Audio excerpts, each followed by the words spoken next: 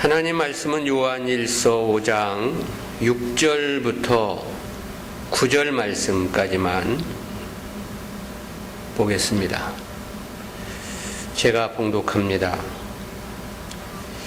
이는 물과 피로 임하신 자니 곧 예수 그리스도시라. 물로만 아니요 물과 피로 임하셨고 증거하는 이는 성령이시니 성령은 진리니라. 증거하는 이가 셋이니 성령과 물과 피라. 또한 이 셋이 합하여 하나이니라. 만일 우리가 사람들의 증거를 받을진대 하나님의 증거는 더욱 크도다. 하나님의 증거는 이것이니 그 아들에 관하여 증거하신 것이니라. 아멘. 앞단락은 믿음과 사랑의 절묘한 원리에 대한 설명이었습니다. 이어진 본단락은 궁극적으로 구원에 이르는 믿음이 과연 무엇인가에 대해 논증해가는 과정입니다.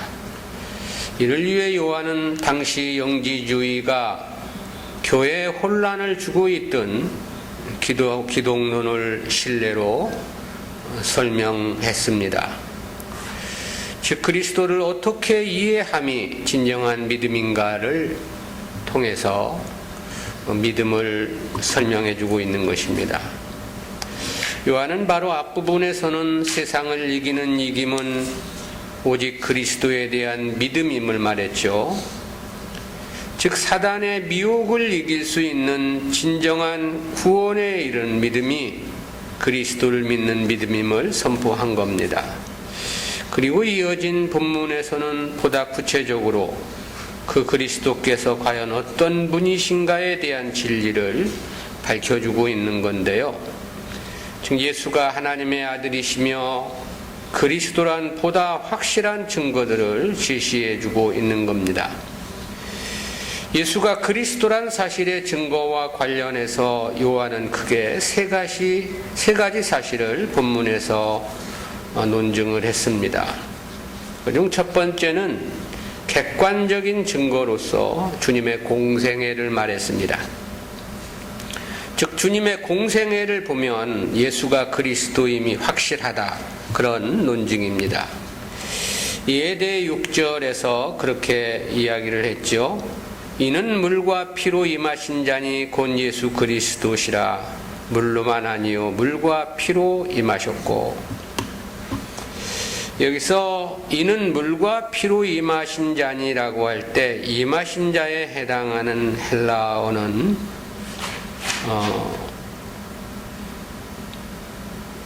오다 또는 가다, 들어오다, 나타나다 라는 등의 뜻을 나타내는 과거 능동태 동사인데요.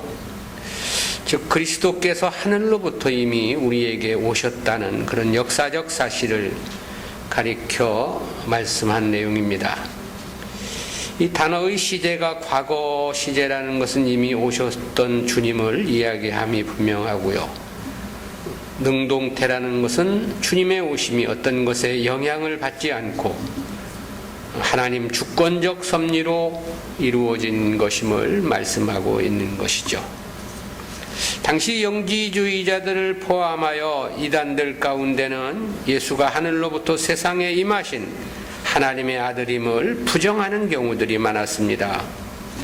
요한은 그런 그릇된 주장을 염두에 두고 예수가 곧 하나님의 아들이며 그리스도라는 사실을 입증하고자 이런 표현을 하고 있는 거죠.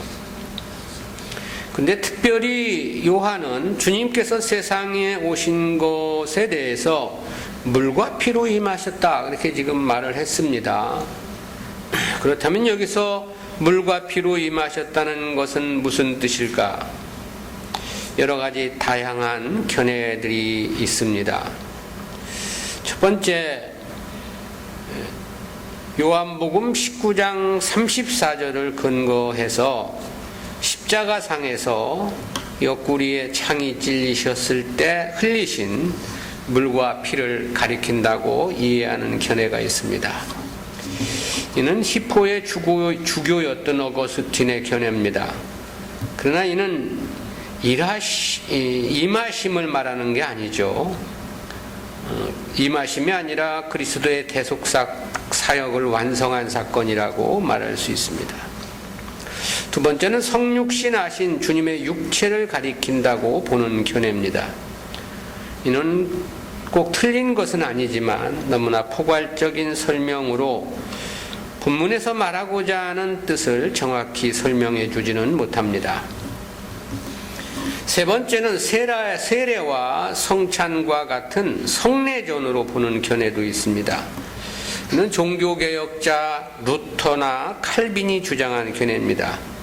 근데 이러한 해석 역시 합당치 않습니다. 성찬은 그리스도께서 오셔서 이루신 대속사건을 기념하는 것이지 임하심을 말하는 것은 아니거든요.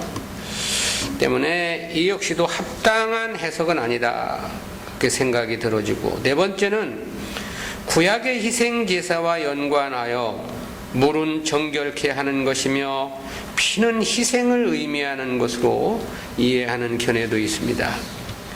이 역시 완전히 틀리다 이렇게 말할 수는 없겠지만 여기서 말하는 취지는 구약과의 연관성을 나타내고자 하는 의미는 아닙니다.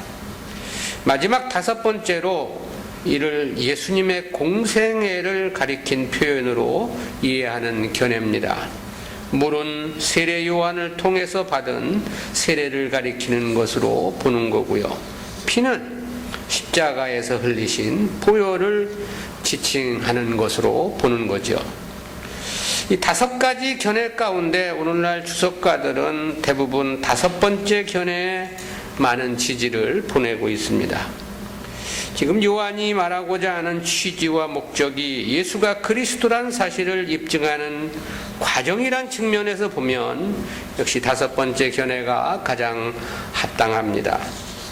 자기 백성들의 대속을 위해 육신을 입고 세상 오신 주님께서 세례 요한에게 세례를 받으심으로 공생애를 시작하셨던 거죠. 그리고 마지막 공생애를 마감하는 사건이 십자가에서의 피 흘리심입니다.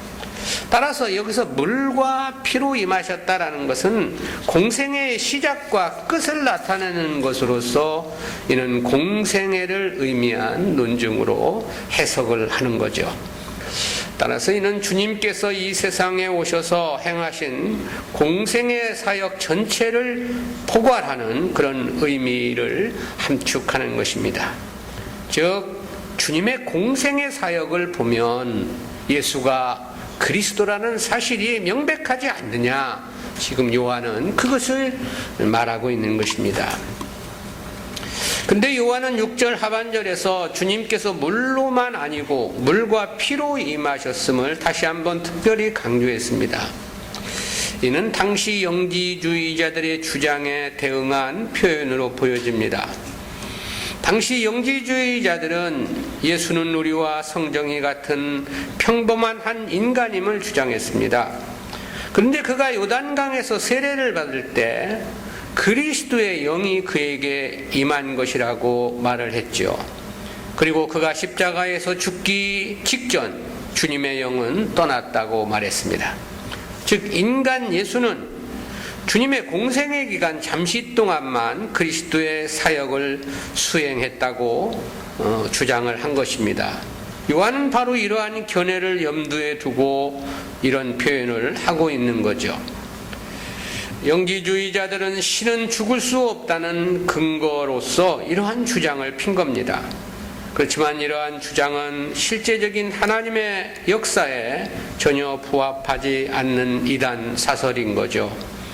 그리스도의 성육신을 부정하는 왜곡된 주장인 것입니다. 따라서 요한이 이러한 영지주의자들의 가연설에 대한 변론으로서 이러한 표현을 하고 있는 겁니다. 즉 세례를 받을 때 그리스도의 영이 인간 예수에 임하였다가 십자가에 죽기 직전 그리스도의 영이 떠난 것이 아님을 말하고 있는 겁니다. 주님께서 육신을 입고 오셨고 그 육신으로 대속의 죽으심까지 죽으신 것이라는 사실을 입증해 보이고 있는 거죠. 피로 임하셨다는 것이 바로 이를 말하고 있는 것입니다. 즉 주님의 공생애가 그리스도의 성육신을 객관적으로 입증해주고 있다라는 것을 말하고 있는 거죠. 이 초기 기독교 시대 그리스도에 대한 이해는 실로 다양하게 나타났습니다. 유대교적 배경에서 나온 사상으로서 에비온파의 양자설도 있었죠. 저들 역시 예수는 단지 인간일 뿐이라고 주장을 했습니다. 그렇지만 하나님께서 그를 양자로 삼으심으로 하나님의 아들이 되었다는 이론입니다. 처음 예수는 요셉과 마리아의 아들로서 단순히 우리와 같은 사람임을 주장을 했습니다. 그런데 그가 세례를 받을 때 그리스도께서 그에게 내려오셔서 그에게 메시아 의식을 주셨다는 거죠. 그로 인해 저가 하나님의 아들, 즉 양자가 되었다라는 것입니다. 그러나 그가 십자가에 죽었을 때 그리스도께서는 그를 떠나셨다고 주장을 했습니다. 이러한 주장은 예수와 그리스도를 분리시킴으로써 그리스도의 성육신을 부정한 것이 되는 거죠. 아리우스에 의해 주장된 반신반인이라는 논리도 있었습니다. 이들 역시도 그리스도는 하나님이 아니라고 보았습니다. 그러나 역시 사람도 아니라고 생각을 했습니다. 하나님보다는 좀 못하다고 보았고요. 그러나 사람보다는 우월한 최초의 피조물이라고 주장을 했습니다. 그러니까 하나님도 아닌 것이며 사람도 아닌, 그래서 반신반인적인 논리를 폈던 것이지요. 결과적으로 이는 주님의 신인 양성을 모두 부정하는 그러한 그 결과를 낳게 된 것이고요. 그로 인해 콘스탄티노플 회의에서 이단으로 정죄를 당했으나 소수 집단에 의해서 그 명맥을 유지하다가 AD 650년경에 이 논리는 완전히 사라지게 된 것으로 그렇게 보고되고 있습니다. 또 인간의 삼분서를 근거로 한 아폴리네리우스파의 주장도 있었습니다. 아폴리네리우스는 사람은 영과 혼과 몸 이렇게 삼실체로 구성되었다고 주장을 했습니다. 저 역시 예수는 평범한 인간으로 보았습니다. 그런데 그리스도께서 성육신하실 때 신적인 그 말씀이 저의 영의 자리에 들어오신 것이라고 그렇게 주장을 했고요. 즉 그리스도는 직접 육신을 입고 오신 것이 아니라는 겁니다. 단지 사람의 영에 임하시어 그 사람의 몸과 혼을 통해서 역사를 하신 것으로 보는 것이죠. 따라서 이는 예수 그리스도께서 완전한 사람 되심, 즉 인성을 부정한 것이 되는 것입니다. 유티케스파의 일성설도 있었습니다. 이 유티케스는 수도원 출신으로 콘스탄티노플 근방의 수도원 원장으로 재직한 인물인데요. 저는 예수 그리스도께서 성육신하심으로 신성과 인성이 하나로 혼합된 제3의 성이 되었다고 주장을 했습니다. 이때 인성이 신성에 압도되지만 동시에 신성도 이전 하나님과는 동일하지 않다 그렇게 보았습니다. 즉 그리스도는 신인 양성이 아니라 단성적 존재로 본 것입니다. 그러기에 이를 일성설이라 이렇게 말을 하기도 하고요. 그 외에도 예수 그리스도는 오직 한 의지만 가지고 있음을 주장한 일의설도 있었고 또 데오도투스의 양자설도 있었습니다. 예수는 신이 아니라 처녀 마리아에게서 난 사람일 뿐이라고 말했고요. 그런데 세례를 받을 때 성령의 초자연적인 능력을 받았다고 했습니다. 그 결과 그의 훌륭한 인품 그리고 업적들에 대한 상급으로 죽은 자들 가운데서 부활하게 됐고 그로 인해 하나님의 아들로 인정되었다, 그런 주장입니다. 중세 이후에도 그리스도에 대한 그릇된 주장들은 끊임이 없었습니다. 대표적인 인물을 말하라면 독일의 계몽주의 사상가 임마누엘 칸트를 말할 수 있고요. 그리고 그 칸트의 영향을 받은 독일의 철학자 헤겔도 있고, 또 독일 신학자고 설교가이고 문헌학자이기도 했던 슐라이엘 마허도 있고, 역시 독일의 피팅겐 대학의 조직신학자였던 리첼도 대표적인 인물이다, 그렇게 말할 수 있습니다. 때문에 근대 신학에서 독일은 어찌 보면 왜곡된 신학의 근원지가 아니냐, 그런 생각을 해볼 수도 있습니다. 그런데 오늘날 현대 신학의 이단의 근원지는 이제 한국이 아니냐, 그런 생각을 해보게 됩니다. 박대선의 전도관, 문선명의 통일교회, 유병헌의 구원파, 조용기 순복음교회, 이만희의 신천지 등 그 외에도 수를 헤아릴 수 없는 이단들이 한국교회 안에 범람해 있죠. 그러나 그보다도 더 심각한 것은 사실 기성교회들입니다. 실제 교회이나 교회일 수 없는 경우가 대부분 오늘날 한국교회의 현상들입니다.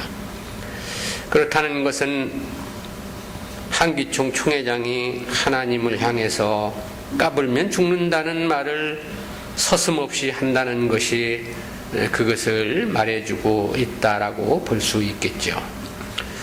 또한 성도가 온통 육신의 문제나 세상 것을 목적으로 교회를 찾고 주님의 이름을 부른다는 것 역시 마찬가지입니다. 우리는 두 눈을 부릅뜨고 교회를 살펴야 한다는 생각을 갖습니다.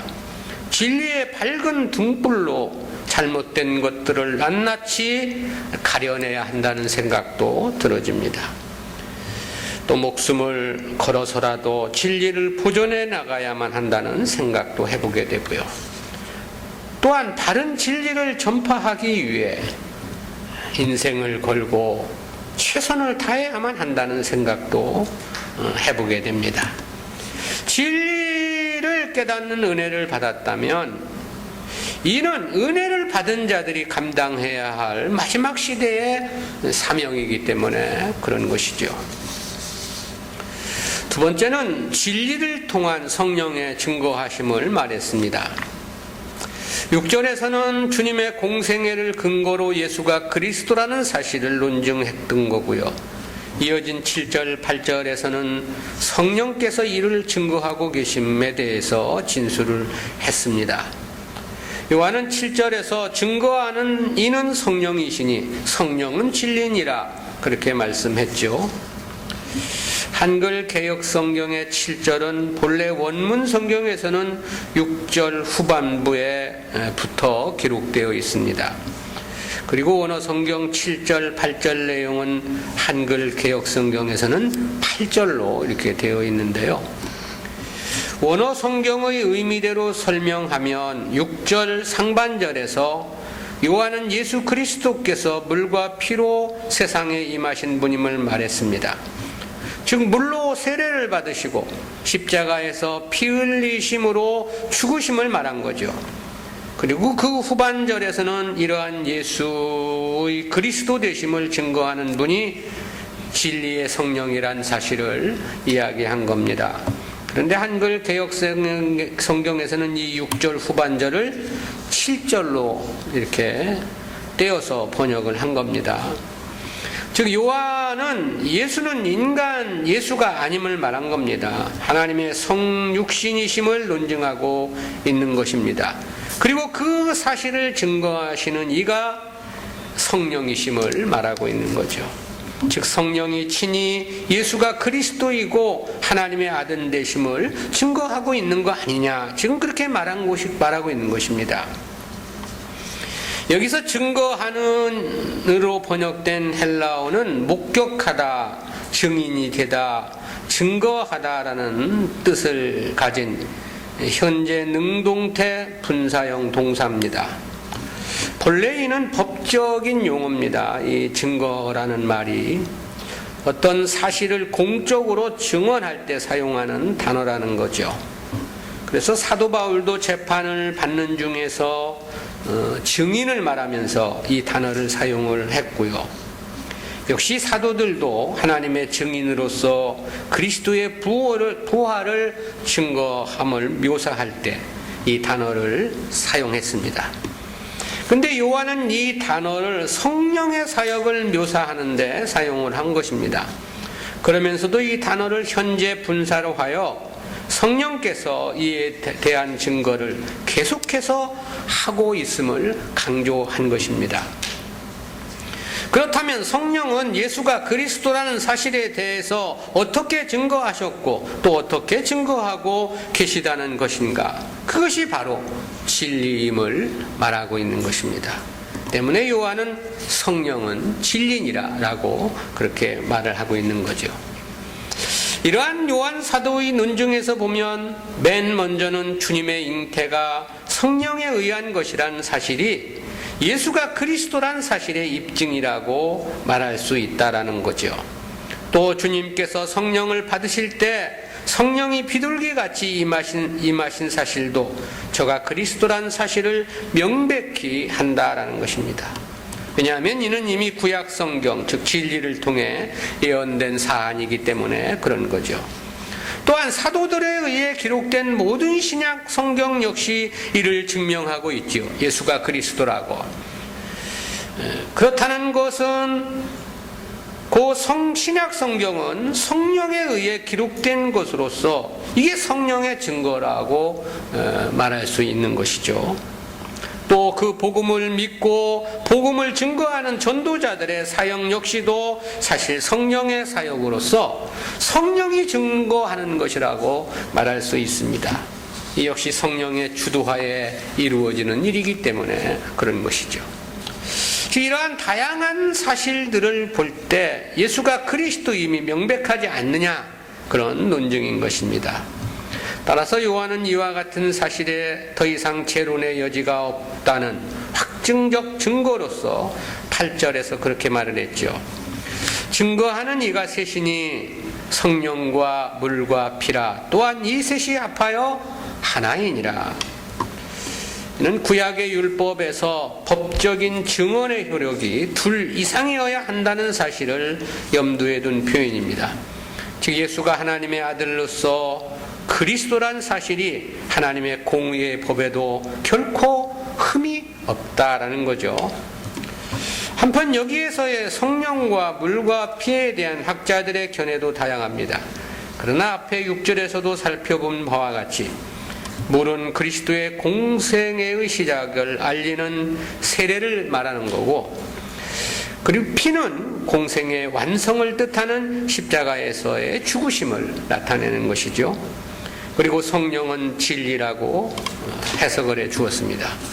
이 세 가지 중요한 증거들, 요한은 이 셋이 합하여 하나라고 했습니다. 이에 대한 원문의 문자적 의미는 그 셋이 하나를 지향하고 있다, 그런 뜻인데요. 즉 그 셋의 증거가 일치한다라는 의미로서 진리와 주님의 공생애가 일치한다는 그런 뜻인 거죠. 즉 더 이상 예수가 그리스도란 사실에 대해서 논란이 있어서는 안 된다는 확증적인 설명인 것입니다. 세 번째는 하나님의 직접적인 증거하심을 말했습니다. 앞에서는 예수가 그리스도란 사실에 대해서 주님의 공생애와 성령의 증거를 그 근거로 제시했죠. 근데 여기서는 세 번째로 하나님의 증거를 제시한 겁니다. 이에 대한 말씀이 9절입니다. 만일 우리가 사람들의 증거를 받을지인데 하나님의 증거는 더욱 크도다. 하나님의 증거는 이것이니 그 아들에 관하여 증거하신 것이니라. 요한은 보다 분명한 확증을 위해 사람들의 증거와 하나님의 증거를 대조시켜 언급을 했습니다. 영지주의자들의 헛된 증거를 지적하기 위한 일환으로 보입니다. 그렇다면 사람들의 증거와 하나님의 증거는 무엇을 말함인가? 사람들의 증거는 그리스도에 대한 사람들의 일반적인 증언과 가르침을 가리키는 거겠죠. 세례 요한은 그렇게 주님을 증언하지 않았습니까? 요한복음 1장 29절에 보면 이튿날 요한이 예수께서 자기에게 나아오심을 보고 가로되 보라 세상 죄를 지고 가는 하나님의 어린 양이로다. 바울도 그렇게 증언한 바 있습니다. 사도행전 17장 3절입니다. 뜻을 풀어 그리스도가 해를 받고 죽은 자 가운데서 다시 살아야 할 것을 증명하고 이르되 내가 너희에게 전하는 이 예수가 곧 그리스도라 하니. 그래서 베드로도 증언했고 사도들 모두가 다 그렇게 증언을 했지요. 그러나 이 사람들의 증거라는 것은 언제나 제한이 있을 수밖에 없겠지요. 그리고 실체적 사실 역시 그렇게 확실한 것은 아닌 경우가 많습니다. 사람들로부터 의심을 받을 수 있는 거죠. 그러나 하나님의 증거는 감히 비교할 수 없는, 사람의 증거와는 비교할 수 없는 완전한 것으로서 그보다 더 확실한 확증은 없는 거겠죠. 때문에 하나님의 증거는 더욱 크도다라고 그렇게 말을 한 겁니다. 그렇다면 하나님은 언제 어떻게 예수가 그리스도라는 사실에 대해서 증언해 주셨는가? 성경의 기록, 신약 성경에 기록된 역사에서는 두 번 나타납니다. 그중 한 번은 주님께서 세례를 받으실 때죠. 이때의 상황을 마태는 그렇게 기록을 했습니다. 마태복음 3장 16절 17절입니다. 예수께서 세례를 받으시고 그 물에서 올라오실새 하늘이 열리고 하나님의 성령이 비둘기같이 내려 자기 위에 임하심을 보시더니 하늘로서 소리가 있어 말씀하시되 이는 내 사랑하는 아들이요 내 기뻐하는 자라 하시니라. 이는 분명 하나님의 증거하심이 명백하죠. 그리고 다음에는 이 변화산상에서입니다. 이때의 상황에 대해서도 마태가 그렇게 기록을 했습니다. 마태복음 17장 5절입니다. 말할 때 호련히 빛난 구름이 저희를 덮으며 구름 속에서 소리가 나서 가로되 이는 내 사랑하는 아들이요 내 기뻐하는 자니 너희는 저희 말을 들으라 하는지라. 이러한 하나님의 직접적인 증거는 사도들을 통해서 그리고 시대마다 복음 전도자들을 통해서 계속해서 증거되고 있는 것입니다. 이러한 요한의 진술에서 볼 때 예수가 그리스도라는 사실에 대해서는 더 이상 변론의 여지가 없다라는 거죠. 물론 이러한 진리가 지금 우리 시대에 있어서는 이미 보편화되었다 그렇게 말할 수 있습니다. 그러나 그 당시는 이 문제가 그렇게 이해하기 쉬운 문제는 아니었던 거죠. 따라서 교회 안에서 매우 심각한 진리의 왜곡 현상을 가져왔고 따라서 교회를 혼란케 하는 엄중한 문제로 나타나기도 했던 것입니다. 그렇지만 역시 이 세 가지 증거, 곧 예수님의 공생애와 성령, 진리를 통한 증거와 하나님의 직접적인 증언에 의해 지금은 누구도 예수가 그리스도라는 사실을 부정하는 교회나 성도는 없습니다. 지금은 이단들도 그렇지만 교회에 나오지 않는 세상 사람들도 이를 부정하지 않습니다. 그렇다는 것은 교회가 12월 25일을 주님 탄생일이라고 지키고 있을 때 오히려 세상으로부터 먼저 축제 분위기가 시작된다는 것이 세상도 이를 인정한다는 그러한 의미가 분명한 것이죠. 따라서 오늘날은 예수가 그리스도라는 사실을 믿는 것만으로 그것을 믿음이라고 말할 수는 없습니다. 다 아는 일인데 이런 정도는 이미 이단들도 귀신들도 아는 일이라고 우리가 지난 시간에도 말씀을 드렸지 않습니까?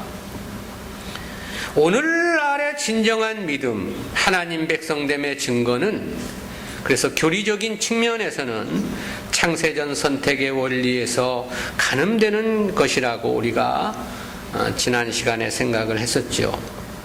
그것은 성경이 분명 창세전 선택을 말씀을 하셨기 때문이고, 그럼에도 불구하고 오늘날은 만인 구원설과 행위 구원론이 교회를 뒤덮어가고 있기 때문에 그렇습니다. 그러나 성도들의 가치관, 소원성적 개념에서는 오직 하나님 나라 중심 사상만이 진정한 믿음을 가늠하는 잣대라고 그렇게 말할 수 있습니다. 그것은 주님께서 세상 것을 구하지 말 것을 말씀했고, 그런 것을 구하는 것은 이방인들이라고 분명히 지적을 하셨기 때문에 그렇습니다. 또 썩는 양식을 위하여 일하지 말고 영생하는 양식을 위하여 일하라는 말씀에서도 이러한 의미는 충분히 잘 나타내주고 있죠. 따라서 단순히 창세전 선택을 믿는다는 고백만으로는 부족합니다.